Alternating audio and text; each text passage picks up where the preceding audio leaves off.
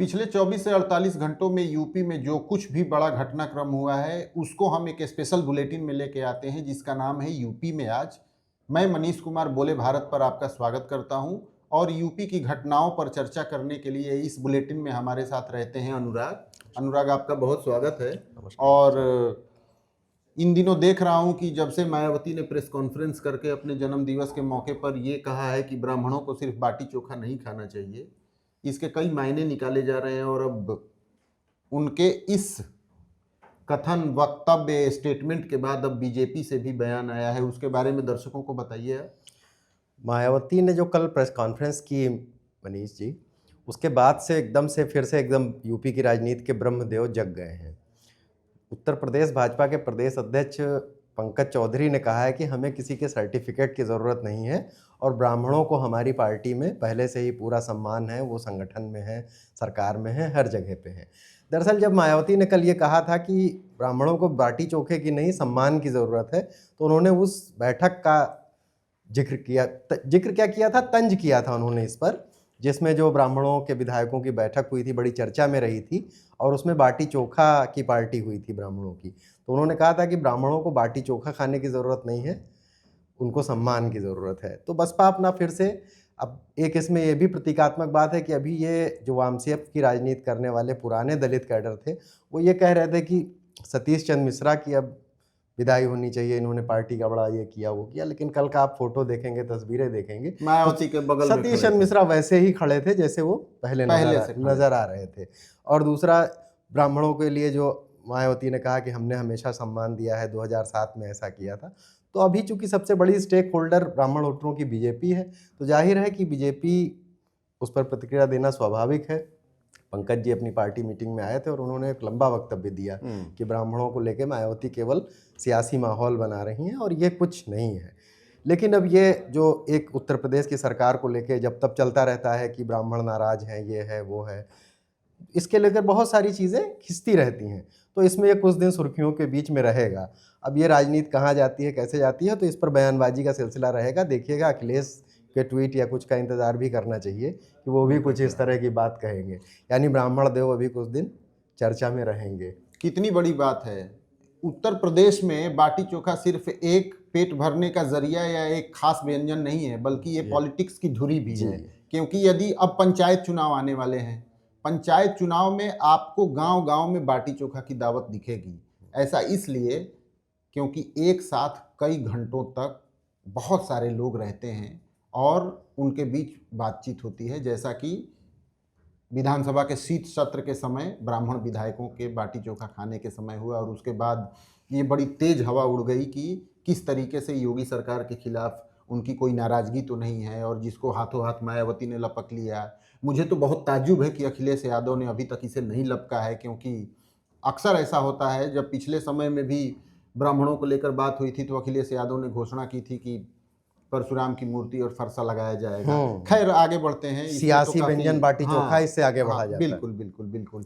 एक और बहुत बड़ा मुद्दा हो गया है, खासकर अवध क्षेत्र के लोगों के लिए, कि ईरान में जो उथल पुथल मची है, वहाँ हिंसा मारकाट चल रही है, राजनीतिक अस्थिरता का दौर है, पूरी दुनिया की निगाहें ईरान पे आ टिकी हैं। लेकिन अवध क्षेत्र की निगाहें भी ईरान पे आ टिकी हैं, क्योंकि बहुत सारे लोग जो यहाँ से किसी न किसी मकसद से ईरान गए हुए थे, भारत सरकार ने उन्हें कहा कि वो वापस आ जाएं।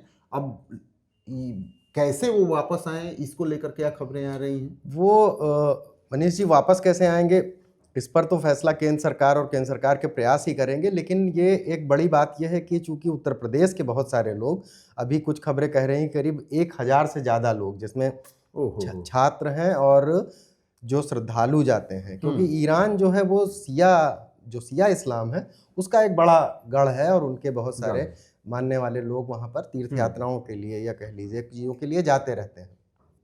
ये एक काफ़ी बड़ी मुसीबत है कि उथल पुथल अभी कुछ दिनों पहले जब यूक्रेन वाले जैसे हालात थे वैसे ही लगभग हैं। और इस समय लोग जगह जगह पर उत्तर प्रदेश के जो पता करने वाली जगह है वहाँ पर भीड़ जा रही है। लखनऊ भी सिया मजहब और सिया समुदाय का बड़ा केंद्र है, और अवध लखनऊ के आसपास के जिले जो अवध का इलाका है उसमें सिया आबादी बहुत ज़्यादा है, तो उसमें श्रद्धालुओं की बड़ी संख्या है और छात्र जो वहाँ पढ़ रहे हैं वो हैं। हालांकि भारत सरकार ने भी प्रयास शुरू कर दिए हैं, क्योंकि पूरे भारत के बहुत सारे लोग ईरान में फंसे हैं, और ये संभावना है कि अगले 2 दिनों में विशेष विमान से वो लोग लाए जाएंगे। लेकिन उसमें से अभी घर वालों की चिंताएं तो जायज़ ही हैं कि बहुत सारे लोग वहाँ फंसे हुए हैं, और अब ये धीरे धीरे लखनऊ में भी लोग सरकारों के पास पूछ रहे हैं कि हमारा फ़ोन नहीं लग रहा है, ऐसे है। तो ये चिंता की बात है, और उम्मीद करते हैं कि 2 दिन में समस्या सुलझ जाएगी, ज़्यादातर लोग विशेष विमानों से वापस आ जाएंगे। अब एक और खबर पे चलते हैं जो कि प्रदेश सरकार के राजस्व से जुड़ी है मनीष जी। पान मसाला का उत्तर प्रदेश बड़ा केंद्र है, कानपुर जैसे शहर यहाँ पर रहे हैं। उत्तर प्रदेश के वित्त मंत्री सुरेश खन्ना ने केंद्रीय वित्त मंत्री निर्मला सीतारमण जी को एक पत्र लिखा है। उनसे कहा है कि जो जीएसटी आने के बाद से पान मसाला उद्योग से आने वाला जो राजस्व है वो 1000 करोड़ से गिर के 300 करोड़ हो गया है। एक तिहाई रह गया है। 700 करोड़ रुपए मतलब उन्होंने कहा है, और उन्होंने इसकी समीक्षा की मांग की है कि इसकी समीक्षा की जाए, क्योंकि भाई 1000 करोड़ 700 करोड़ रुपए किसी प्रदेश सरकार के लिए बड़ी रकम होती है उसके लिहाज से। तो ये गुटखों के दाम और पान मसाले का जो राजस्व का है ये भी एक बड़ा मसला है। ये भी बड़ा मसला है, और पिछले कुछ दिनों में ये देखा भी जा रहा है, कई लोग शिकायत भी करते हैं कि जो इस तरीके के प्रोडक्ट हैं उनके दाम में भी बहुत इस समय जिगजैग का ग्राफ चल रहा है।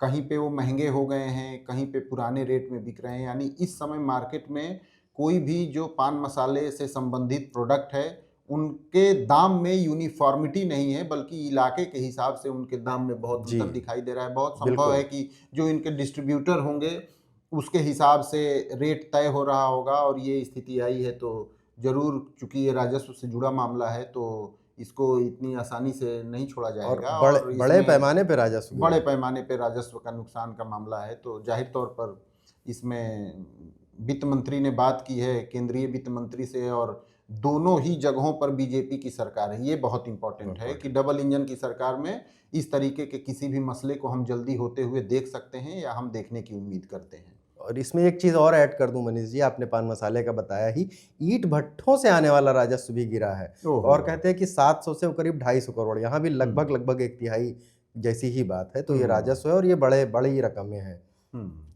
अगली खबर पे अब आते हैं।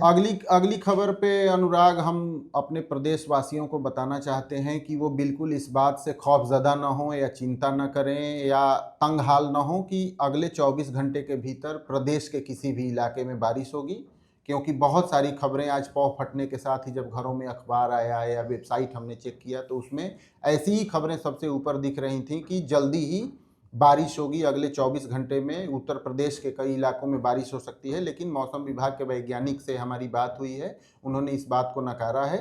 ये जरूर उन्होंने कहा है कि 4 से 5 दिनों 6 दिनों के बाद पश्चिमी यूपी में बारिश हो सकती है, और थोड़ी वो अच्छी बारिश हो सकती है। उन्होंने दिन भी बताया है कि 6 दिन बाद एक वेस्टर्न डिस्टर्बेंस फिर से एक्टिव हो रहा है, और 22 तारीख से पश्चिमी यूपी में बारिश होगी, और वो बारिश ठीक ठाक होगी। उसका असर अगले 24 घंटे के बाद, यानी 22 जनवरी के अगले 24 घंटे के बाद, यानी 23 या 24 जनवरी तक सेंट्रल यूपी में उसका कुछ असर देखने को मिल सकता है। तो फिलहाल प्रदेश में कहीं बारिश की किसी भी संभावना से मौसम विभाग ने इनकार किया है। ये जरूर है कि अगले 4 दिन पूर्वी यूपी के लिए बहुत भारी होने वाले हैं, और पश्चिमी यूपी के लिए भी, क्योंकि घने से बहुत घने कोहरे की संभावना मौसम विभाग आज भी लखनऊ में बहुत कोहरा था। और जब मौसम विभाग ये कहता है कि घना से बहुत घना कोहरा होगा, तो इसका मतलब होता है कि विजिबिलिटी 50 मीटर से कम होगी। तो पूर्वी उत्तर प्रदेश में तो 4 दिनों तक बहुत घने से ज्यादा घना कोहरा रहेगा, लेकिन पश्चिमी यूपी में 17 तारीख और 18 तारीख 2 दिनों बहुत घना कोहरा रहेगा, लेकिन पूर्वी यूपी में 17, 18, 19, 20 जनवरी तक घना कोहरा रहेगा, और ये उसके बाद ही थोड़ा कम होगा। पश्चिमी यूपी में बारिश के साथ मौसम साफ हो जाएगा। और मौसम विभाग ने अनुराग एक और राहत की खबर दी जी। मौसम विभाग ने यह भी कहा है कि जो रात का न्यूनतम तापमान है, यानी जो रात का तापमान है, उसमें भी थोड़ी बढ़ोतरी आएगी 3 से 5 डिग्री। हाँ, ये बड़ी वह है, क्योंकि आज लखनऊ में सबसे ठंडी रात थी। हाँ, बताते हैं बिल्कुल जी। यानी दिन के तापमान में उन्होंने बताया कि जैसे धूप निकलेगी, कोहरे के कारण हो सकता है कि किसी शहर में आधे घंटे बाद, 1 घंटे बाद, लेकिन धूप निकलती रहेगी। दोपहर तक धूप जरूर आ जाएगी और दिन का तापमान थोड़ा कांस्टेंट रहेगा। शाम ठंडी होगी और रात का तापमान जो एकदम शीतलहर की स्थिति रात में हो जा रही थी, उसमें भी बढ़ोतरी देखने को मिलेगी। तो राहत भी है और मुसीबत भी है, और इन दोनों के साथ ही हमें जाड़ा काटना होगा। ठीक है मनीष जी, तापमान में मतलब हमें राहत होगी, कोहरे से हमें मुश्किल मुश्किल। थोड़ी सी बढ़ेगी। चलिए अनुराग, हम फिर से दर्शकों के लिए लेके अगले- आएंगे उत्तर प्रदेश के घटनाक्रम पे एक और नया एपिसोड। तब नए तक के करेंगे लिए तब- बहुत बहुत धन्यवाद।